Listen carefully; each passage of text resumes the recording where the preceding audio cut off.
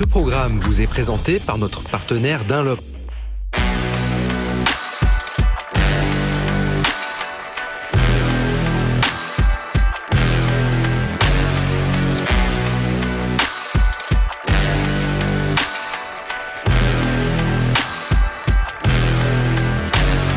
En 2022, la Panigale V4S reçoit quelques petites mises à jour, comme un réservoir revu, une selle redessinée et une série d'améliorations électroniques qui la rendraient plus facile et intuitive. Alors Antonin, tu confirmes ?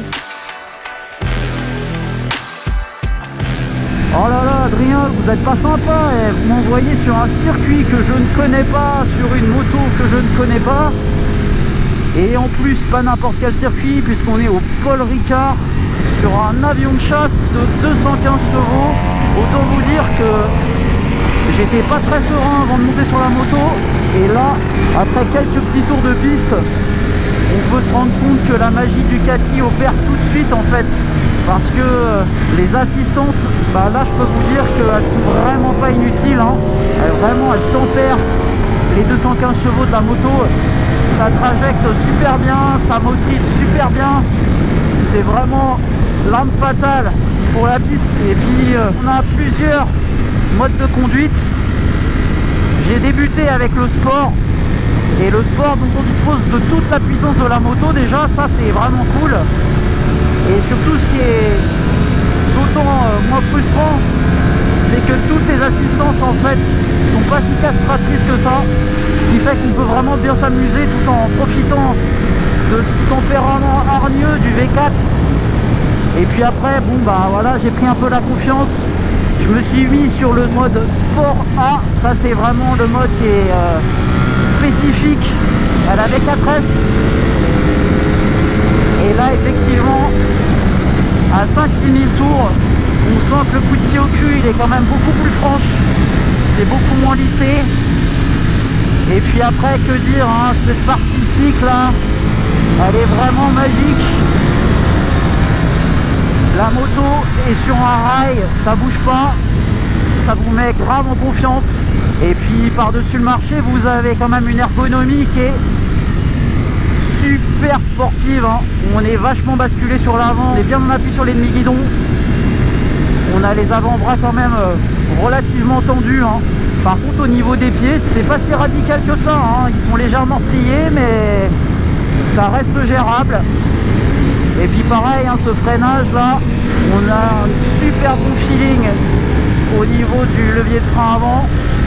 Je vous cache pas que par contre, moi j'ai réglé la garde pour mettre la poignée la plus loin possible, pour avoir le plus de mordant possible tout de suite. Parce que je trouve qu'en configuration d'origine, on a plutôt tendance à ressentir le levier assez spongieux. Et puis surtout là, des jours comme aujourd'hui, où vous avez quand même de fortes chaleurs, on a quand même l'impression de freiner sur des œufs, notamment au niveau du frein avant. Une moto comme ça, pour moi, je pense que ça a sa place uniquement sur piste, hein.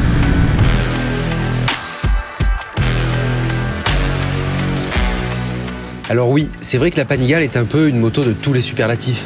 Mais ce serait dommage de ne pas aller voir ce qu'elle donne sur route, une belle machine comme ça. Surtout dans cette livrée S qui adopte de toutes nouvelles suspensions Öhlins pilotées par le Smart EC 2.0.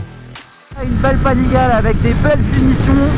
Effectivement, ça a quand même le mérite d'être vu sur la route.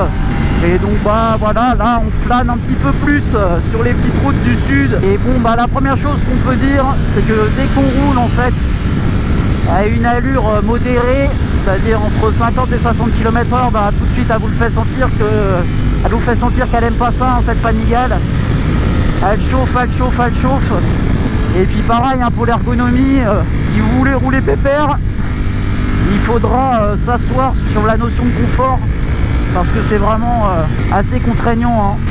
On est quand même super bien dans l'appui au niveau des demi-guidons, mais par contre, hein, cette agilité, elle est toujours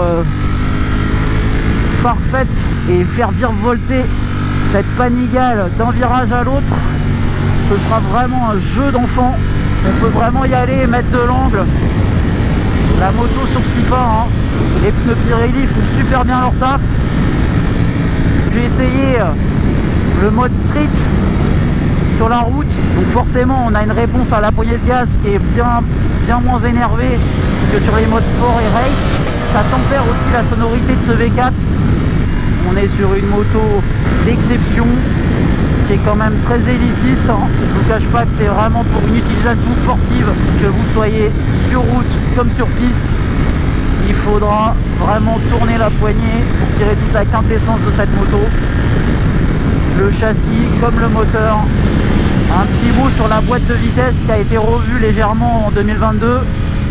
Le premier rapport, le deuxième rapport et le sixième rapport ont été revus pour tirer un petit peu plus long. Mais alors là, je vous cache pas que c'est vraiment des petits changements qui sont très infimes. Parce que déjà, rien que sur le circuit du Castellet, je passais la 6 histoire 2, mais au final, la moto, si vous voulez la conduire dans les tours, j'aurais très bien pu rester en 5ème en fait.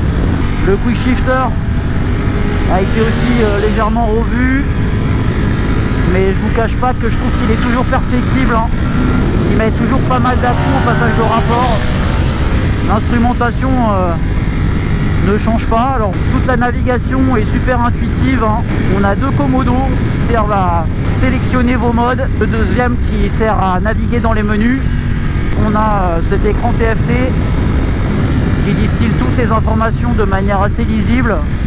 La seule chose que je peux noter et qui je trouve est dommage, c'est qu'en mode street on n'a pas de jauge à essence. Et puis par contre, voilà, histoire de vous rappeler, alors dès que vous passez en mode race, vous avez un autre mode d'affichage qui apparaît, où là carrément on voit que tout est axé sur la performance sur circuit. Vous avez même la possibilité de prendre vous-même vos chronos. Adrien, je te laisse conclure sur le prix qui, ma foi, lui aussi se démarque un peu du lot, mais voilà, quand on veut une bécane d'exception, il faut aussi compter un budget d'exception.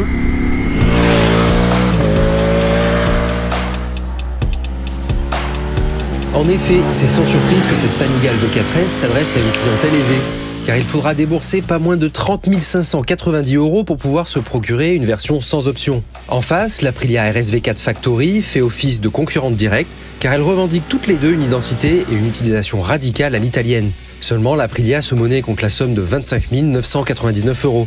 Et chez les Japonais, c'est un peu la même chanson. La R1M, par exemple, tout aussi exclusive, mais un brin plus polyvalente, s'affiche à 26 999 €.